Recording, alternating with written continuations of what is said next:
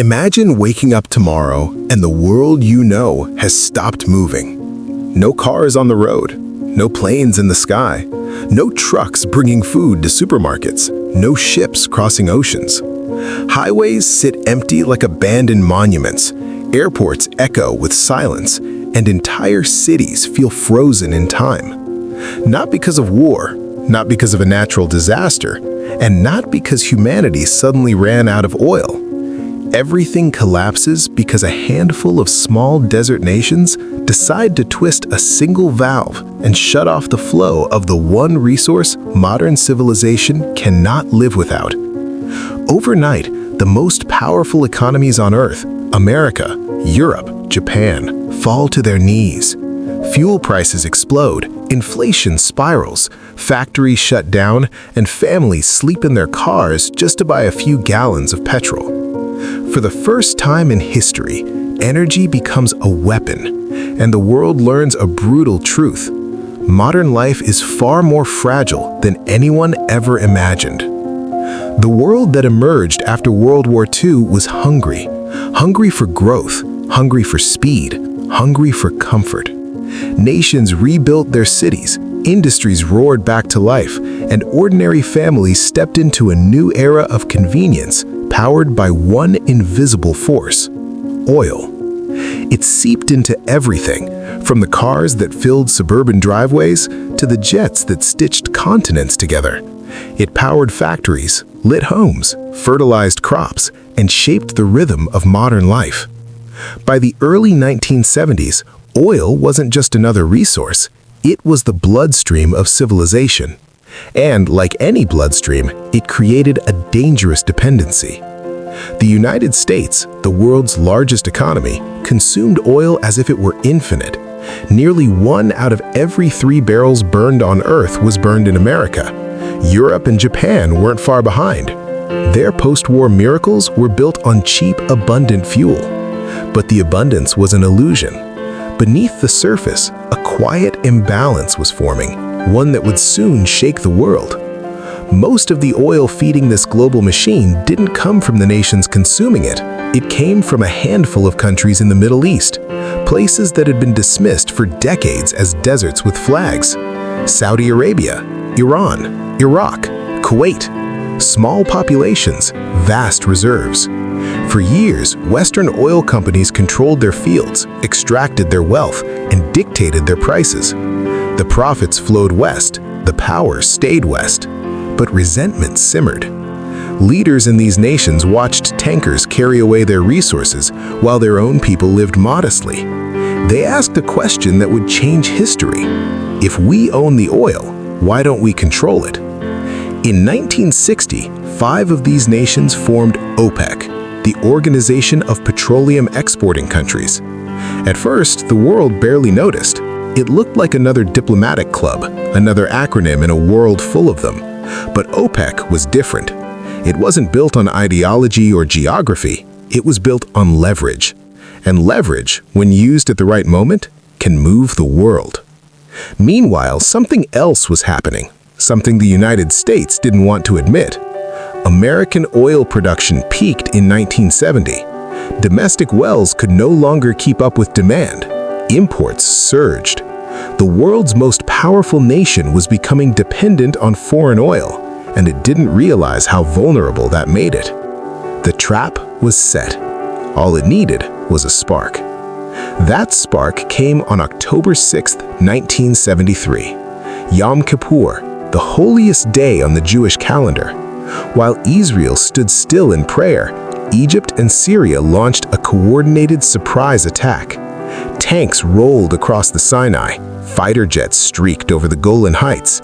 The Middle East, already a fragile region of unresolved wars, erupted once again. The United States quickly stepped in, supplying Israel with weapons and support. And that single decision triggered a chain reaction that would reach every gas station, every factory, every home in the Western world. The Arab members of OPEC met in secret. They didn't have the military strength to confront the United States directly, but they had something far more powerful: control over the world's oil supply. They made a decision that would stun the planet. They turned off the taps. No oil for the United States, no oil for its allies. Production cut by 5% every month. It was a weapon unlike any the world had seen, silent, bloodless, and devastating. At first, the impact was subtle. Prices ticked upward, shipments slowed. But within days, the shockwaves hit. Oil prices didn't rise gradually, they exploded. $3 a barrel became $5, then $10, then $12. Gas stations ran dry, highways emptied, families slept in their cars just to buy a few gallons of petrol. For the first time in history, energy becomes a weapon, and the world understood a brutal truth. Modern life is far more fragile than anyone ever imagined. The world that emerged after World War II was hungry. This shock of 1973 did not fade quickly. It spread like a slow, rolling wave, reshaping economies, politics, and daily life in ways no one had imagined. What began as a regional conflict had become a global reckoning, and the world was forced to confront a truth it had ignored for decades. Modern civilization was built on a foundation far more fragile than anyone wanted to admit. As the embargo tightened, the crisis deepened. Oil tankers sat idle at sea, waiting for instructions that never came. Refineries ran at half capacity. Governments scrambled to ration fuel, but the shortages kept growing. In the United States, long lines at gas stations became a symbol of national anxiety.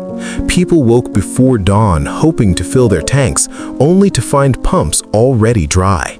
Tempers flared, fights broke out. Police were called to maintain order. The idea that America, the land of abundance, could run out of fuel was unthinkable, yet it was happening in real time. The psychological impact was enormous. For decades, Americans believed that progress was inevitable, that growth was guaranteed, that the future would always be bigger and brighter. But now, for the first time, they felt the limits of their own system. They realized that their prosperity depended on decisions made thousands of miles away, in countries they barely understood. Europe faced its own reckoning.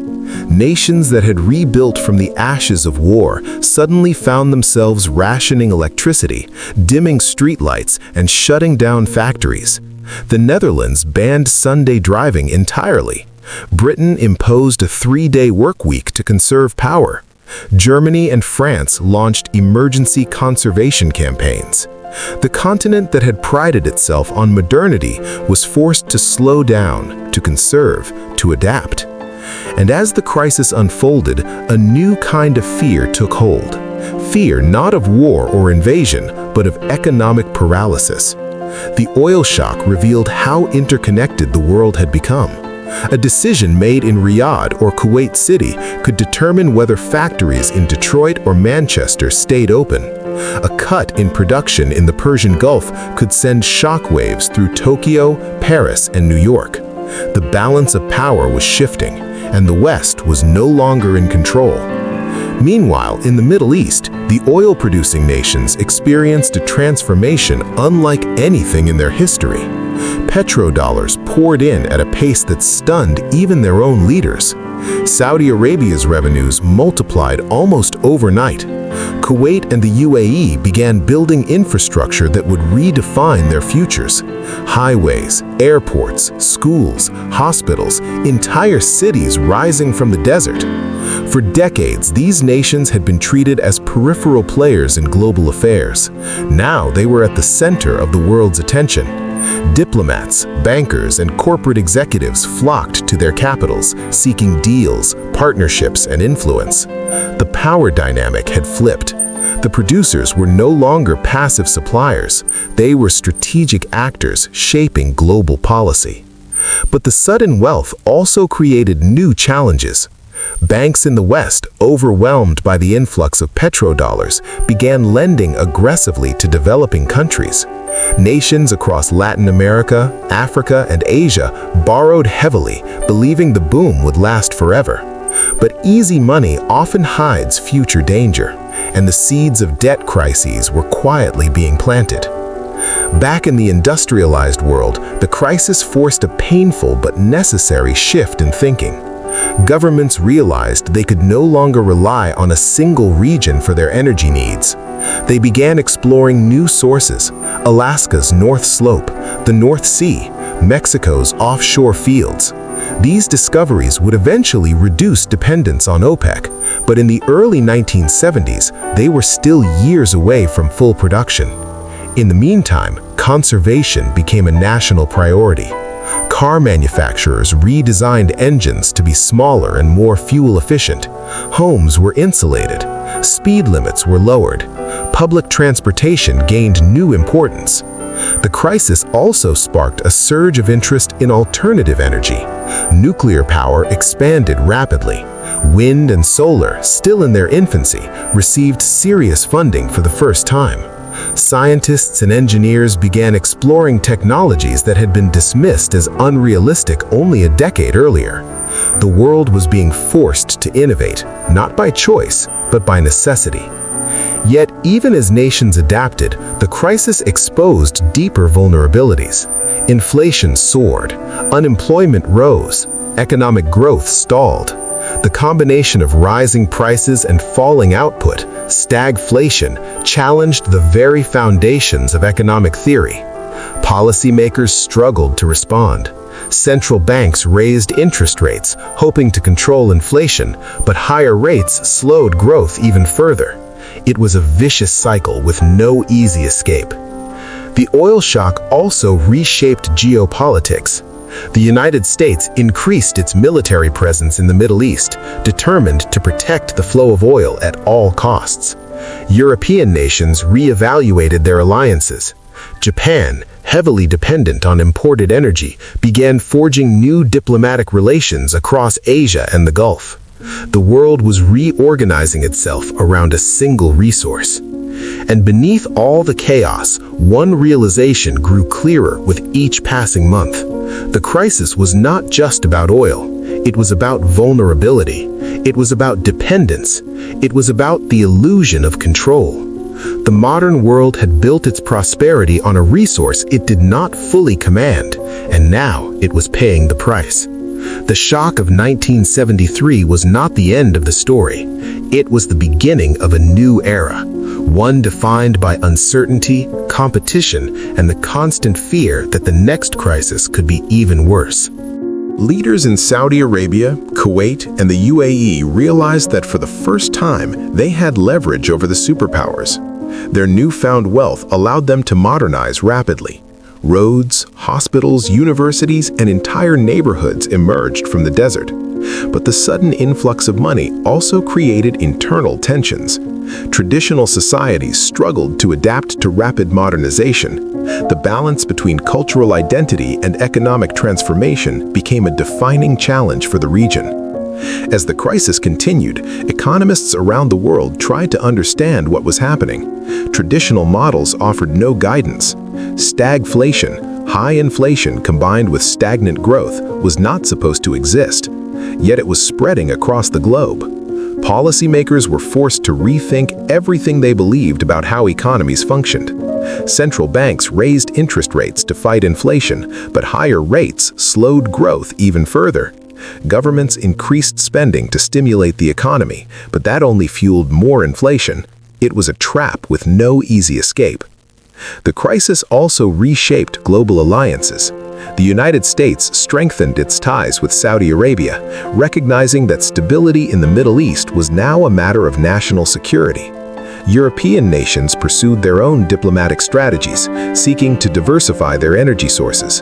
Japan expanded its relationships across Asia and the Gulf.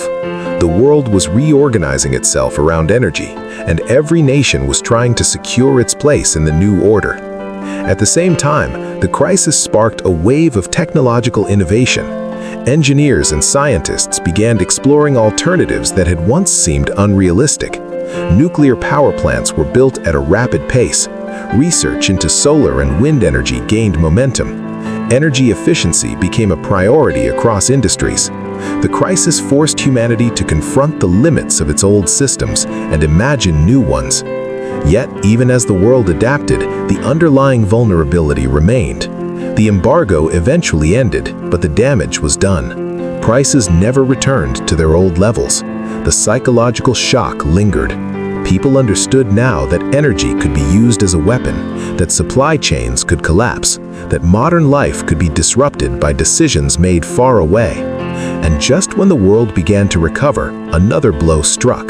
The Iranian Revolution erupted in 1979, toppling one of the world's largest oil producers.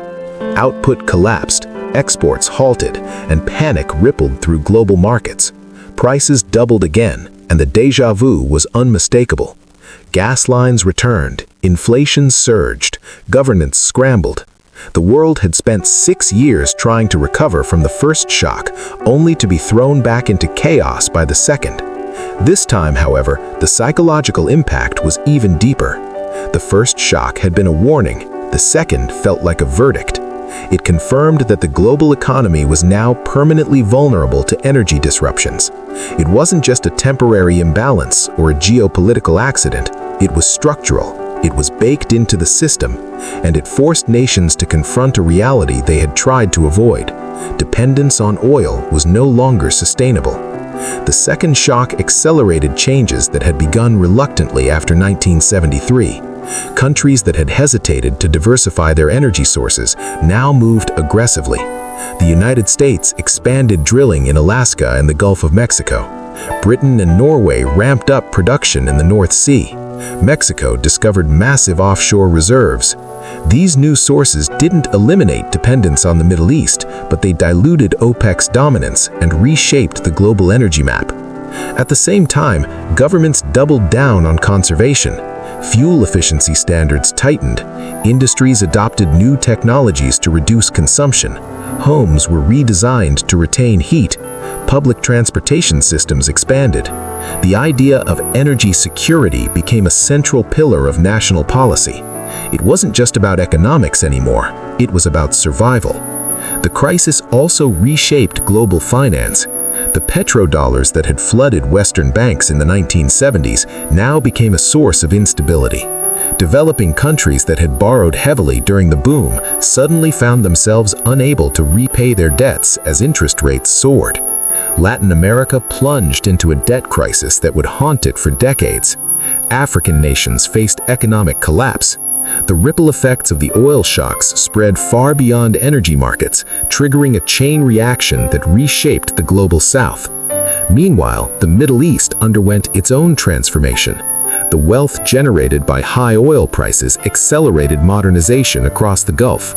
Cities like Dubai, Riyadh, and Doha began evolving into global hubs. But the sudden wealth also intensified political tensions. Regional rivalries deepened. Internal divisions widened.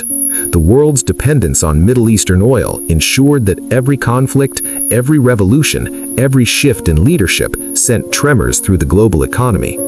The oil shocks of the 1970s also changed culture. The optimism of the post-war era faded. Movies grew darker, reflecting a world grappling with uncertainty. Music captured the anxiety of a generation facing inflation, unemployment, and rising costs. Political debates shifted from growth and prosperity to scarcity and survival. The idea that the future would always be better than the past no longer felt guaranteed. Yet, amid the turmoil, something else was happening, something that would shape the next half-century. The crisis sparked a wave of innovation that laid the foundation for the modern energy transition. Nuclear power expanded rapidly, becoming a major source of electricity in countries like France and Japan. Research into solar and wind energy gained momentum. Scientists began exploring battery technology, electric vehicles, and alternative fuels. The seeds of today's renewable revolution were planted in the ashes of the oil shocks. The world didn't fully understand it at the time, but the crisis was forcing humanity to rethink its relationship with energy. It was no longer enough to extract more oil or build more pipelines. The future required new ideas, new technologies, and new systems. The oil shocks also reshaped geopolitics in ways that still define the world today. The United States deepened its military presence in the Middle East, determined to protect the flow of oil at any cost. European nations pursued diplomatic strategies to secure long-term supply contracts. Japan expanded its partnerships across Asia and the Gulf. Energy became a tool of diplomacy, a source of leverage, and a trigger for conflict. The world had entered what economists later called the Age of Volatility, a period defined by unpredictable shocks, rapid changes, and constant uncertainty. And at the center of it all was oil, black, thick, silent, and powerful. The resource that had fueled the rise of modern civilization had also exposed its greatest weakness. By the early 1980s, the world had begun to stabilize, but the lessons of the crisis were impossible to ignore. Nations understood now that energy was not just a commodity, it was the foundation of everything: economies, politics, security, and daily life. And the events of the 1970s had proven that whoever controlled energy controlled history. The oil shocks didn't just change the world, they revealed it. They exposed the fragility of modern systems, the limits of growth, and the dangers of dependence. And they set the stage for the energy battles, climate debates, and geopolitical tensions that define the 21st century. The world had survived the shocks, but it had been transformed forever. The world that emerged from the oil shocks of the 1970s was not the same world that entered them. Something fundamental had shifted, not just in economies or governments, but in the collective mind of humanity. The illusion of stability had been shattered. The belief in endless growth had been questioned. The idea that modern life was unshakable had been proven false. For decades, people had assumed that progress was automatic, that technology would always outrun scarcity, that the future would always be brighter than the past. But the oil shocks revealed a truth far more complex. Progress depends on energy, and energy can disappear. The crisis forced nations to confront their own vulnerabilities. It exposed how deeply interconnected the world had become, how fragile supply chains were, how easily prosperity could crumble when a single resource was disrupted. It showed that superpowers were not invincible, that wealth did not guarantee security, and that the global economy was built on foundations far more delicate than anyone wanted to admit. Yet the shocks also sparked a transformation that would shape the next half-century. The world began to diversify its energy sources. New oil fields in Alaska, the North Sea, and Mexico reduced dependence on the Middle East. Nuclear power expanded. Renewable energy, once dismissed as unrealistic, began its slow rise. Engineers developed more efficient engines, better insulation, smarter grids. Nations built strategic reserves to protect themselves from future crises. The world learned to prepare, to adapt, to innovate. But even as the global system evolved, the core lesson of the 1970s remained unchanged. Energy is power. The nations that control it shape the world. The nations that depend on it must live with uncertainty. And the balance between the two determines the fate of economies, governments, and societies. The echoes of 1973 can still be felt today. Every time oil prices spike, markets tremble. Every time a conflict erupts near a pipeline or shipping lane, governments panic. Every time a tanker is delayed, headlines warn of shortages. The world still lives in the shadow of the oil shocks, still shaped by the vulnerabilities they exposed. But now, a new challenge has emerged, one that makes the crises of the past look like warnings rather than anomalies. The same fuel that powered the rise of modern civilization is heating the planet. The same resource that built cities, industries, and nations is destabilizing the climate. The question is no longer just what happens when we don't have enough oil, it's what happens if we keep using too much. The world stands at a crossroads. Solar farms stretch across deserts. Wind turbines spin offshore. Electric cars replace engines. Nations talk about transition, about sustainability, about breaking free from the resource that once defined their destiny. But transitions are slow. Systems resist change. Economies cling to the familiar. And the world still consumes millions of barrels of oil every single day. The lesson of 1973 is not just about scarcity, it's about dependence. It's about the danger of building a civilization on a single resource. It's about the fragility of systems that appear strong until the moment they break. The oil shocks were not just historical events, they were warnings. Warnings about complacency, about vulnerability, about the consequences of ignoring the foundations of modern life. And those warnings still matter. Because the next shock may not come from an embargo or a revolution. It may come from climate, from technology, from markets, or simply from the reality that the world is changing faster than its systems can adapt. The story of 1973 is not just a story about oil. It is a story about power, about fragility, about the invisible forces that shape our lives. It is a reminder that the comforts of modern civilization are not guaranteed, that the systems we rely on are more delicate than they appear, and that history has a way of repeating itself when its lessons are ignored. So the next time you start a car, board a plane, or flip a light switch, remember the moment the world stopped moving. Remember how quickly stability can vanish. Remember how a single decision made thousands of miles away reshaped the planet. And remember the message history whispered in 1973, a message that still echoes today.